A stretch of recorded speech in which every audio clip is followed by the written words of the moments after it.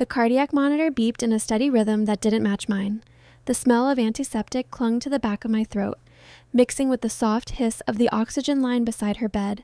My sister's hand twitched against the blanket, and then, between the mechanical breaths and the hum of the night nurse's shoes, she whispered his name. My husband's. My name is Lacey. I'm 38 years old, and this is how I turned their betrayal into my blueprint for power. Before we continue, please subscribe to the channel and let us know where you're listening from in the comments. The first time I heard her say it, I thought I imagined it. Or maybe wanted to. The sound slipped through the machinery, half swallowed by the ventilator, yet unmistakable. The syllables were heavy with memory, shaped like a word she had said too many times in private. His name came out soft but full, with that small upward lilt she always used when teasing someone she loved. I didn't move right away. I sat there in that stiff vinyl chair, the kind they keep beside every hospital bed in small-town Georgia. My knees pressed together, my palms folded like I was in confession. The chair's cushions squeaked each time I shifted, its plastic skin sticking to the back of my legs. The room smelled of saline and bleach, the kind of clean that makes you feel contaminated just by existing inside it. The fluorescent lights above buzzed faintly, casting my sister's face in a dull, unkind yellow. Her lips moved again, a half-formed shape, no words, just a shallow breath that trembled through the air. I stared so long my eyes began to sting. The nurse's footsteps echoed down the hallway, soft soles squeaking on linoleum, the rhythm of someone used to carrying other people's pain. I picked up my phone, thumb trembling slightly, opened the voice memo app, and pressed record. The screen glowed blue against the low light, and I angled it so the hospital monitor appeared beside her chest. That thin green line stuttering up and down in its own heartbeat. I wanted the proof framed perfectly, though I didn't know proof of what yet. Instinct, maybe, or fear wearing the face of intuition. Either way, I needed it saved. She didn't say his name again that night, but I didn't sleep either. When morning came, the sky outside her window had turned that grayish lavender that only exists before dawn. The blinds were tilted halfway, letting in a faint stripe of color across her blanket. I watched dust drift through the light, tiny flecks that moved like slow snow. My coffee had gone cold hours earlier. A nurse came in around 6. Her badge read, Sharon. She smiled the way people do when they've learned how to comfort strangers. She checked the IV lines, adjusted the heart monitor, wrote something on a clipboard. I asked what meds my sister had been given. Sharon read from the chart. Morphine, an anti-seizure, a corticosteroid for swelling. Her voice was steady, almost bored, like this was just another Tuesday. She's not really dreaming, she added when she saw my expression. Not in the way we think of it, it's just brain activity, electrical static. I nodded, but the explanation didn't land. I didn't tell her what I'd heard, that my sister had said my husband's name, not once, but with the kind of familiarity that burned through sedation, because I already knew what Sharon would say, that people mutter nonsense all the time, that it's the medicine, the confusion, the brain misfiring under pressure. But she hadn't said my name, or my son's, or even our parents', just his. That night, I stayed longer. Visiting hours technically ended at 9, but the ICU nurse on duty didn't mind. I'd brought a blanket, a paperback I pretended to read, and a quiet determination that didn't feel like me. The overhead lights dimmed to half strength. Machines hummed in soft unison. The air conditioner rattled every 10 minutes like clockwork, making the curtains shiver. I watched the hallway lights flicker across the polished tile. I watched the shadows stretch under the IV pole, long and crooked like reaching fingers. The scent of rubbing alcohol drifted in waves. My phone stayed in my lap. Recording. Always recording. Hours passed. Nothing. Just mechanical beeps and the subtle rhythm of her breathing tube. I must have replayed the first recording 10 times, trying to convince myself it wasn't what I thought. Then, a whisper. It came low, rough, like gravel underwater. I leaned forward. "Don't leave," she murmured. Then his name again, and this time a soft sob after. Small, human, heartbreak in its purest form. It didn't sound like a hallucination. It sounded like memory. When I finally left that night, the parking lot felt too still. The sodium street lamps painted the asphalt in a sickly orange glow. My car door creaked when I opened it, the sound loud against the quiet. When I got home, the porch light was still on. The azaleas I'd planted last spring were wilting in their pots. The air smelled faintly of last night's rain. Inside, the house was dim except for the TV flicker bleeding from the living room. He was there, asleep on the couch, one arm draped over his eyes, feet kicked up like the world owed him comfort. The glow from the screen washed over him, turning his skin pale and unreal. I stood there for a long time, listening to the hum of the refrigerator and the faint buzz of the TV. My hand tightened around my phone. Then I walked upstairs, closed the bedroom door behind me, and played the audio again and again until the air in the room felt heavy with it. The next morning, I made coffee as usual. The smell filled the kitchen, bitter, grounding. Sunlight spilled across the tile in uneven strips through the blinds. I wanted everything to look normal. He came in yawning, rubbing the back of his neck. His hair was sticking up at the crown. That lazy grin, the one that used to charm me, slid into place. He kissed my cheek, easy, unbothered. "Morning," he said. "How's your sister doing?" "She stirred a little," I replied. "Moved her hand." "Oh, yeah?" He opened the fridge, grabbed the creamer. "That's a good sign." His tone was light, casual, too casual. I stirred my coffee too fast, the spoon clinking against the mug. "She said something." He glanced over his shoulder.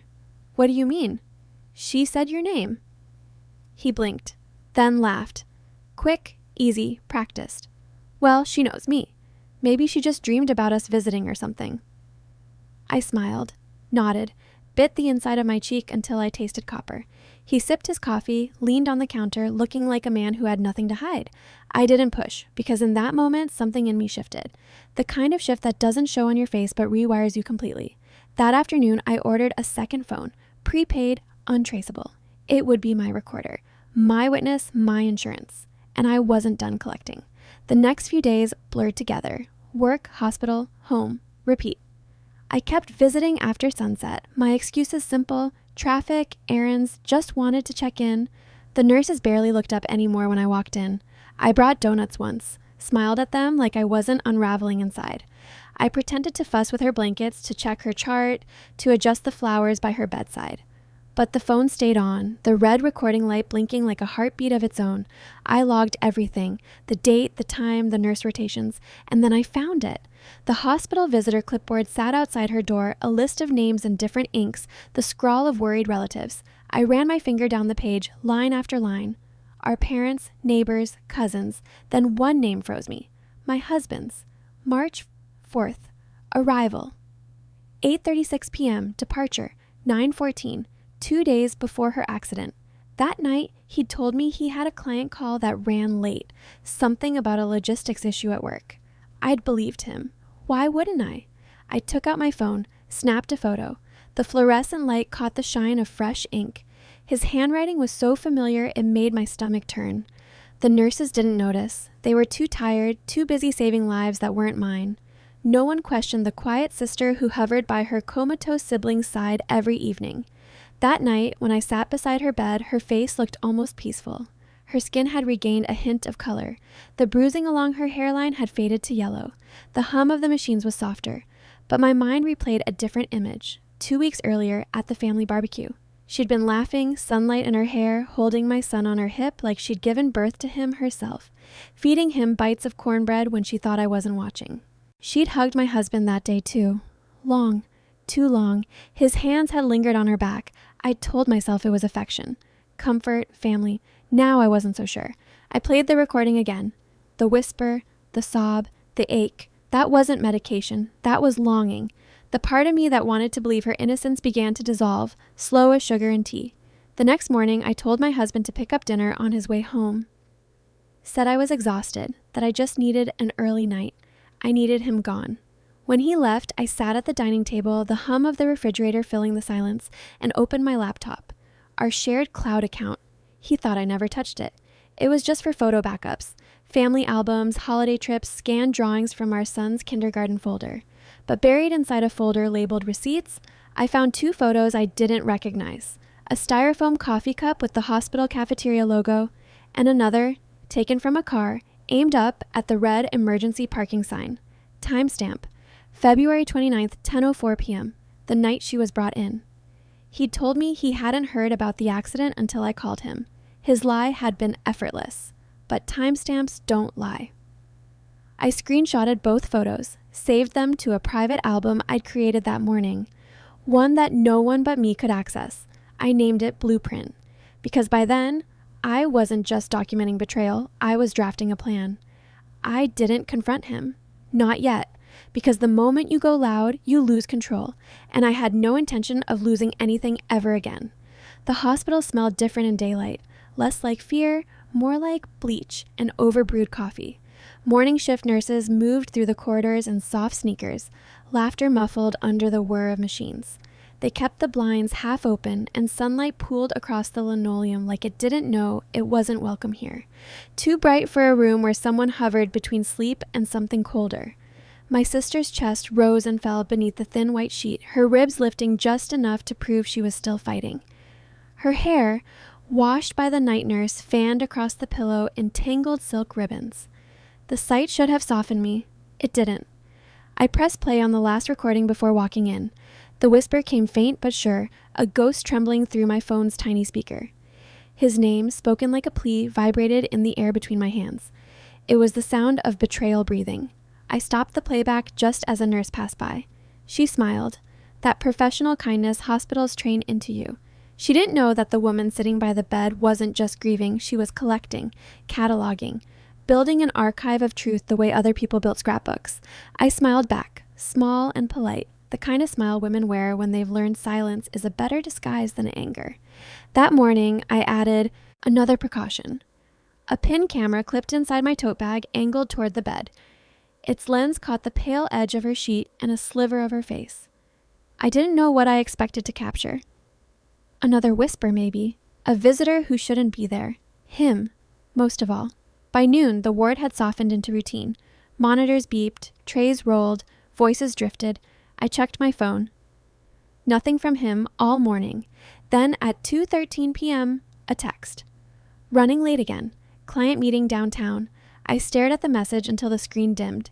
Then I typed back. Okay, be safe. When the message marked delivered, I opened another app. The one he didn't know was still synced to his Google account. His location dot blinked 3 blocks from the hospital, the same place it had pinged 3 nights earlier. My fingers trembled, not from surprise but from certainty, the kind that sears instead of soothes. That evening, I drove slower than usual, windows cracked to let the cold March air sting my face awake. The horizon was pinking out. That brief moment when day gives up but night hasn't decided to begin.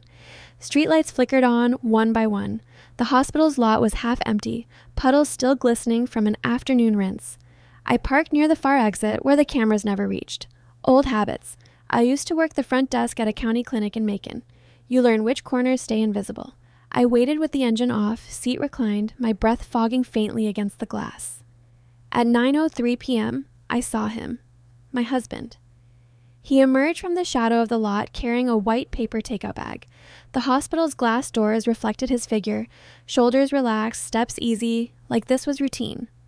Like visiting my unconscious sister belonged to his schedule. He didn't see me. I hit record. The timestamp glowed on my dashboard, 9:03:11, the same time he claimed he'd be wrapping up client follow-ups. Through the windshield, I watched him hand something to the receptionist. A smile, maybe charm, maybe both, and vanished down the corridor. My pulse kept time with the turn signal I'd forgotten to switch off. 10 minutes passed. 15. 20. The door slid open again. He walked out, empty-handed, phone pressed to his ear. He was laughing. That low, private laugh that used to be mine. I gripped the steering wheel, knuckles whitening. The dashboard light painted his reflection on the windshield for a heartbeat before he drove off into the dark. Only then did I start the car.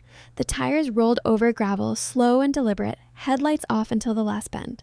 By the time I reached home, the porch smelled faintly of barbecue, the takeout he'd pretended to pick up after his meeting.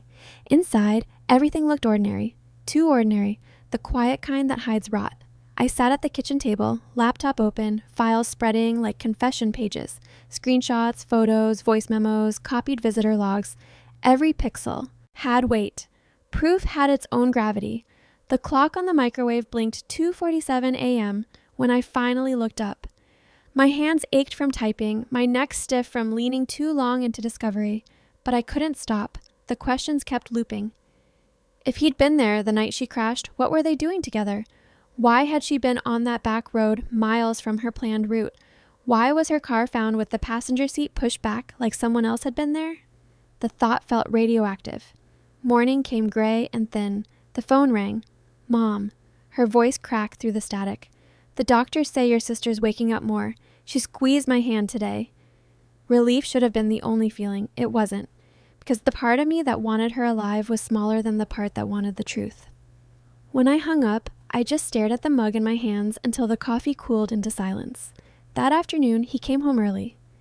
The sound of his car in the driveway made my pulse shift. I slid the evidence folder shut and closed the laptop before he stepped inside. He leaned against the doorway, keys spinning on one finger. "You've been quiet lately," he said. "You holding up okay?" His tone was gentle, rehearsed, concern with edges sanded smooth. I kept wiping the counter. "Just tired. Hospitals do that." He nodded, stepping closer. I could smell his cologne, the one I'd chosen for our anniversary last fall. It used to smell like love. Now it just smelled like deceit pretending to be comfort. "You don't have to do this alone," he said softly. "She's your sister, but you've got me."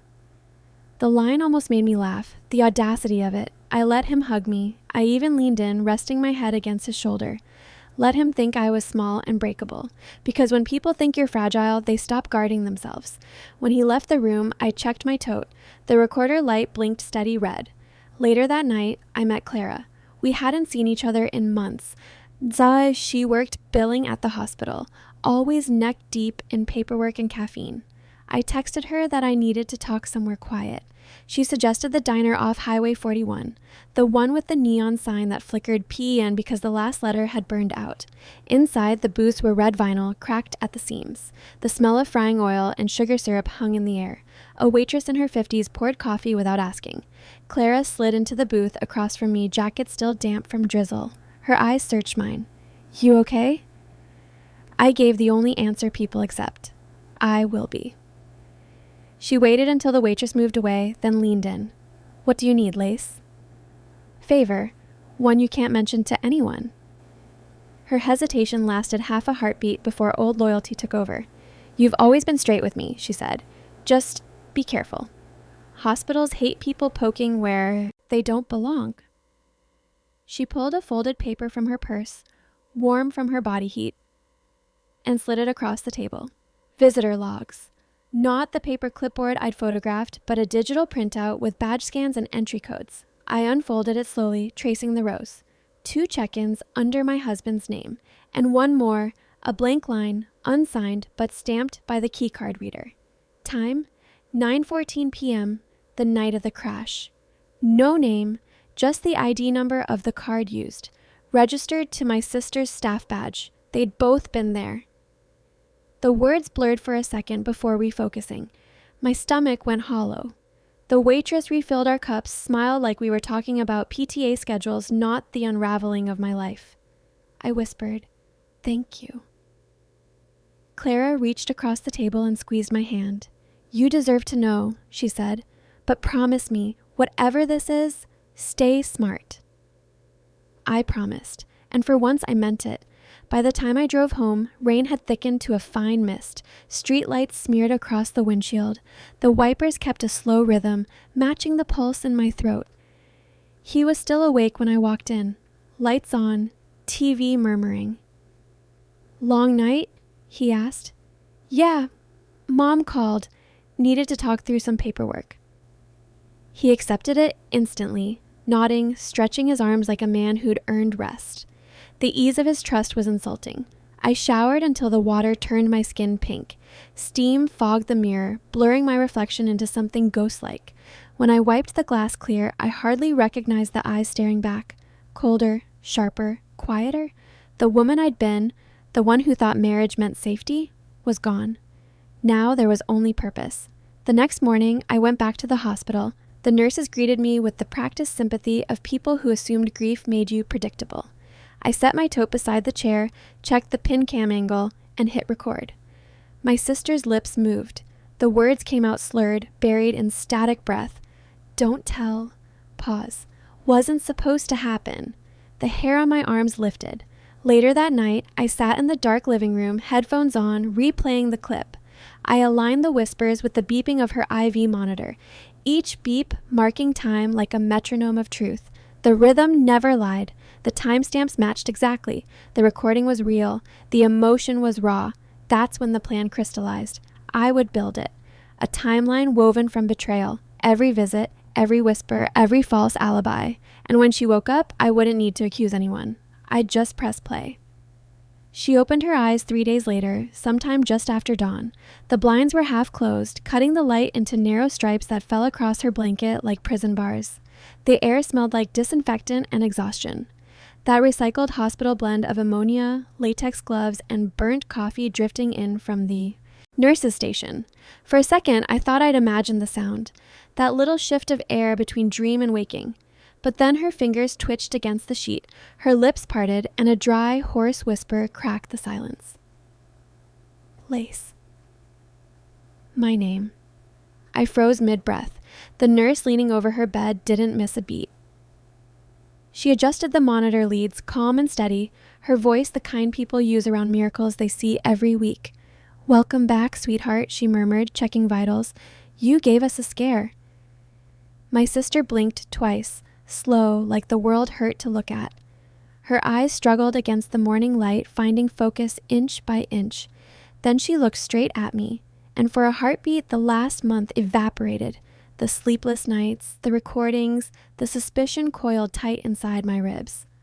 All I saw was her, my little sister, bruised but breathing. She was still foggy when I stepped closer, the heart monitor keeping its soft electronic rhythm. I reached for her hand, careful not to touch the IV. "You're okay," I whispered. "You're safe." Her lips cracked as she tried to move them. "Don't talk yet," I said quickly, brushing a strand of hair from her forehead. "Just rest." But she didn't stop. Her breath trembled, thin as paper. He was there." The nurse didn't catch it. She was too busy adjusting the IV line, humming something faintly gospel under her breath. My pulse slammed in my ears. I bent closer. "Who was there?" Her gaze drifted toward the window, pupils huge, then back to me. There was fear in her eyes, and something else, guilt maybe, or recognition. Her fingers fluttered once more before her eyelids dropped, and the room fell quiet again. I didn't ask her again. Not yet. The next day, after the doctors cleared her for a light conversation, I brought her ice water, a small victory bouquet from the hospital gift shop, and my calmest voice.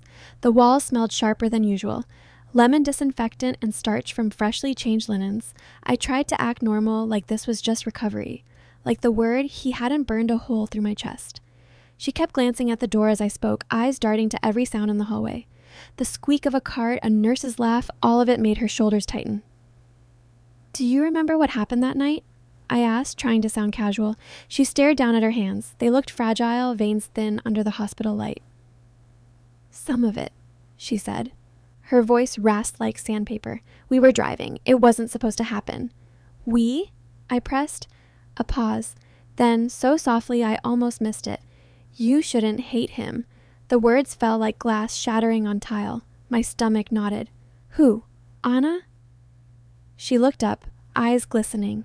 One tear slid down her cheek, cutting through the pale film of hospital light. "He was trying to protect me." She didn't have to say his name. The he landed like a body hitting water. Heavy, inescapable, final. I mumbled something about letting her rest, about getting the nurse. Then I walked out before the shaking in my hands gave me away. The hallway was too bright, too clean. I pushed through the exit doors, the smell of antiseptic replaced by cold morning air that smelled of rain and asphalt. I didn't feel the chill until I reached the car. My breath fogged on the windshield as I sat behind the wheel, fingers locked around the steering wheel until the leather creaked. "Protect her," I whispered to the empty car. "From what?" The question wouldn't stop echoing. That night, he came home late again. Same story, same tone. Conference call ran over. He set his briefcase on the counter, loosened his tie, and went straight to the fridge. The pop of a beer cap broke the silence. I leaned against the sink, watching the condensation roll down the glass. "How was your meeting?" He shrugged without looking up. The usual. He wasn't even trying anymore. When he went upstairs, his phone buzzed on the counter. Just once, the screen lit up. I shouldn't have looked, but of course I did. Clara. My throat went dry. The message, "She's awake. Be careful. Be careful." I sat down slowly, heartbeat thudding through my fingertips. The text glowed for 3 full seconds before fading to black. I thought about her eyes at the diner, darting, nervous, the way she'd said, "Be careful, Lace," like she already knew the storm she was standing in. She hadn't meant me. She'd meant him. I called her. Once, twice, straight to voicemail. By morning, an email arrived. 1 line, no greeting. "I can't get involved anymore. Don't contact me." He'd gotten to her. Somehow, he'd made the truth smaller. I drove to work that morning, but didn't make it past the parking lot. My hands just sat on the steering wheel while the radio played some preacher's voice about redemption. I turned it off. By noon, I'd driven downtown to a strip mall where the stucco peeled like old skin. Upstairs, above a pawn shop with a flickering open sign, a hand-painted door read, "Keating Investigations." He was exactly what I expected. Retired cop, gray jacket, the look of someone who'd seen too much and stopped being surprised by people. His office smelled like instant coffee and copier toner. "I need a timeline reconstructed for a car accident," I told him. "Family matter." He studied me for a long second, then slid a yellow notepad across the desk. "Dates, names, what you already got." I listed everything except the audio files. Those I kept locked away. My voice sounded steadier than I felt. He wrote a few notes, scratched his beard, and said, 2 weeks, cash only." "Fine," I said, sliding the envelope across the desk. "Anything else I should know?" he asked. "Just that I want the truth," I said. He gave a little nod, the kind cops give when they've already decided not to pity you. That night, I lay in bed staring at the ceiling fan, listening to the blades carve slow shadows over the walls. I replayed her voice again in my head. He was trying to protect me. Protect her from what? From who? Me? The truth? The words looped until I didn't know if they were confession or warning. 2 days later, they moved her out of ICU into recovery. The room looked almost normal. Flowers, sunlight, a chair that didn't squeak. I brought her a paperback she used to love and a soft sweater from home. "You didn't have to come every day," she murmured as I placed the flowers in the vase. "I wanted to," I said. She glanced at the door, then back at me. "Did he come?" My heart skipped. "Who?" "You know who?" I didn't answer. Her eyes darted toward the hallway again. The tension wasn't fear. It was guilt. That quiet, strangling kind that turns people inward. After visiting hours, I drove home through drizzle that smeared the traffic lights into bleeding halos. He was on the couch when I came in, phone in hand, smiling at something on the screen. "Your sister's looking better," he said, eyes still down. "She does," I replied evenly. "You'd know that, though, wouldn't you?" He looked up, expression flickering. "What's that supposed to mean?" "Nothing," I said lightly, pouring myself water. "Just sounded like you'd seen her." He smiled. That careful, contained smile that doesn't reach the eyes. "You've told me every update. I feel like I'm there." Arrogance disguised as innocence. It was almost artful. 3 nights later, Keating called. "You were right," he said, voice low and gravelly. "Your husband's phone pinged near the crash site. I pulled a traffic cam still." My pulse quickened. "Send it." The email came seconds later. I opened it and stared. The image was grainy, night shot, but there was no mistaking the shape of his car. The curve of the fender, the small dent near the rear bumper, the license plate. Parked at the intersection near Miller's Creek. Timestamp, 8:47 p.m., February 29th, 2 minutes before the crash report. I sat there, motionless. The screen light flickered across my face like a confession. That was it. Proof. Not just of betrayal, of presence. I saved the photo to a hidden folder. Named it Final. The next day, I took our son to visit his aunt. He's 7, still too young to understand the weight of adult lies. He bounded into her room, clutching a drawing he'd made of the 2 of them by a lake. She smiled, weak but real, and reached to touch his hair. "He's grown so much," she whispered. For a fleeting second, she looked like herself again, until she met my eyes. Then her expression shifted. the softness cracking into something fragile and scared.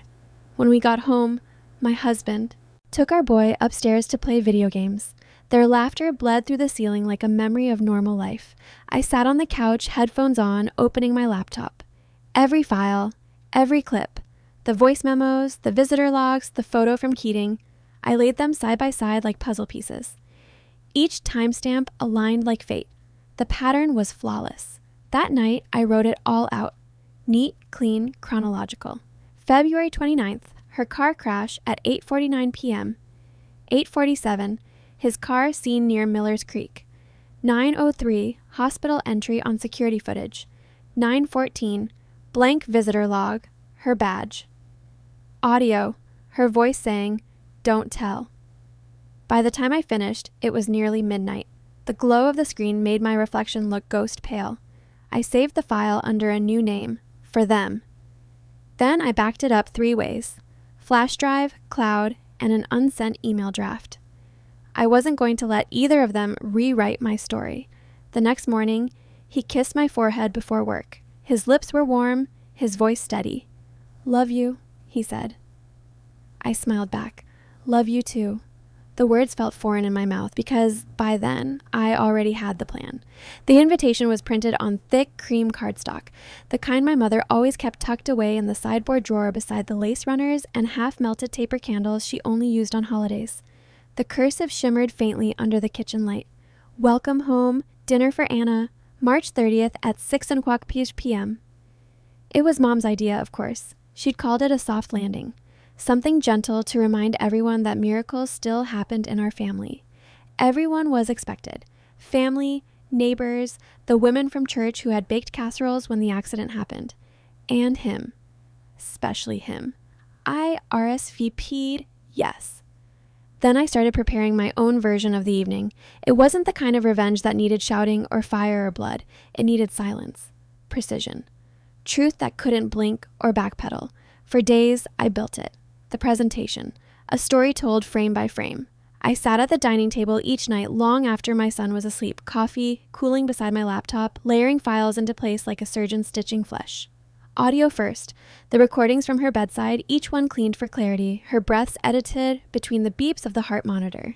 Then the hospital footage, her visitor logs, the time-stamped traffic cam still, the phone GPS trace. The story aligned itself with terrifying symmetry. Every minute accounted for. Every lie preserved. When I finished, it wasn't chaos. It was order. I bought a secondhand iPad from a pawn shop on Jefferson Street, cash only, no paper trail.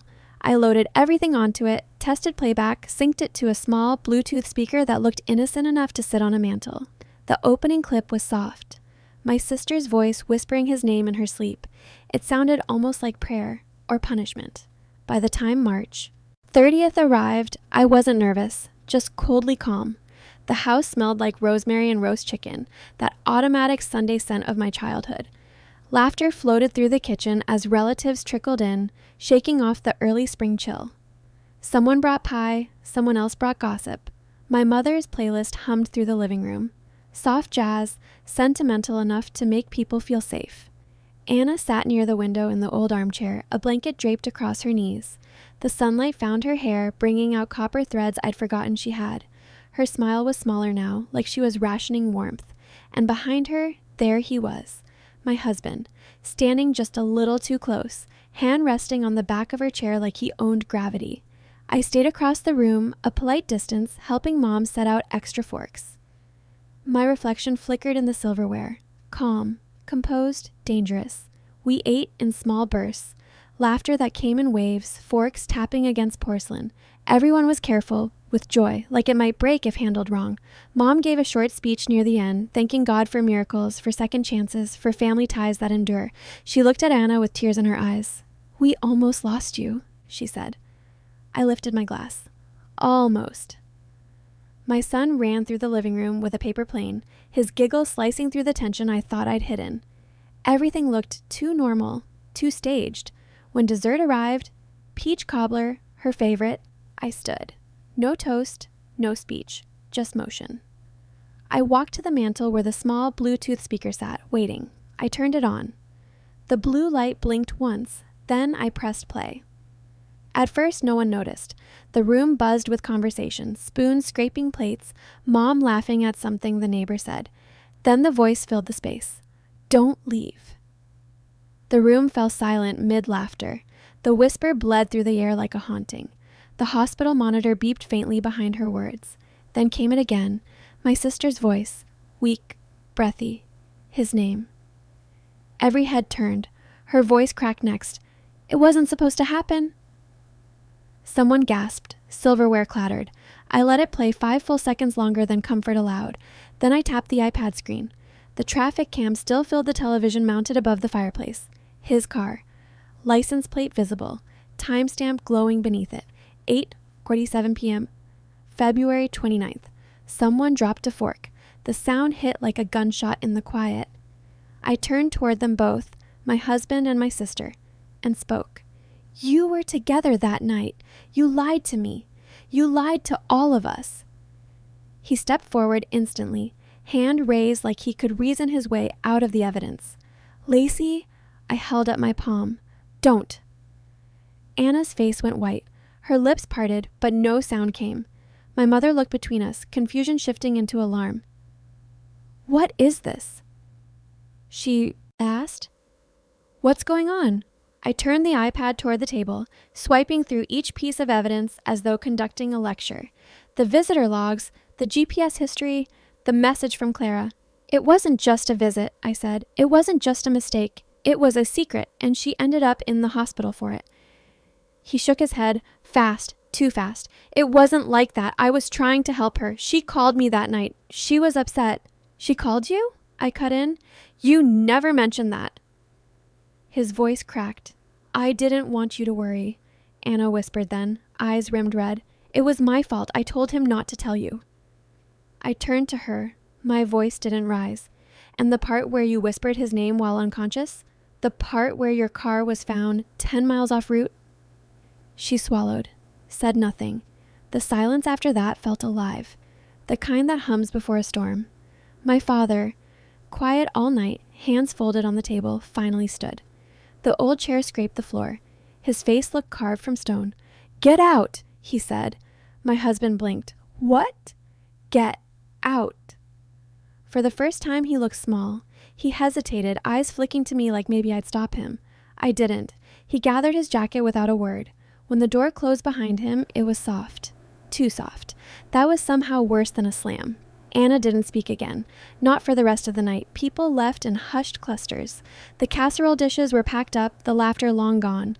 The house smelled like cinnamon and shame. I sat in the living room long after everyone had gone, the speaker silent now, the iPad heavy in my lap. My mother came in carrying 2 mugs of tea. She set one down beside me. Her voice broke the quiet. I didn't know, she said. I nodded. I didn't either, but I do now. She touched my shoulder before walking away. The sound of her footsteps faded down the hall. I stayed on the couch until the ceiling shifted from gray to pale gold. Dawn crept through the window blinds like it was too gentle to belong in this house anymore. The next morning, I made one phone call. The hospital risk management department answered on the 3rd ring. I told them I had information about staff misconduct and a potential breach involving a patient's injury. They asked for the audio. I sent it.